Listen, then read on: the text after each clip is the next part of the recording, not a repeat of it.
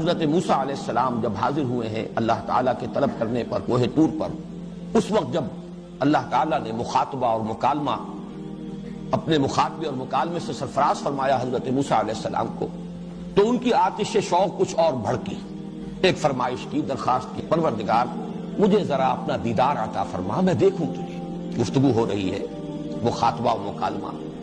اس شرف سے تو نے مجھے مشرف فرمایا ہے، ذرا مزید کرم فرما۔ جواب ملا لن ترانی، موسیٰ تم مجھے ہرگز نہیں دیکھ سکتے، ذرا پہاڑ کی طرف دیکھو، میں اپنی ایک تجلی اس پر ڈالوں گا،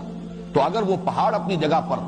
قائم رہ جائے، کھڑا رہ جائے، جھیل جائے ہماری تجلی کو، تو تم بھی سمجھنا کہ ہمیں دیکھ سکتے ہو، ہمارے دیدار کی تاب لا سکو گے۔ جب اللہ تعالیٰ نے اپنی تجلی ڈالی اس پہاڑ پر، وہ یا تو ریزہ ریزہ ہو گیا یا دب گیا، ہموار ہو گیا، بیٹھ گیا زمین کے ساتھ۔ حضرت موسیٰ علیہ السلام بے ہوش ہو کر گر گئے۔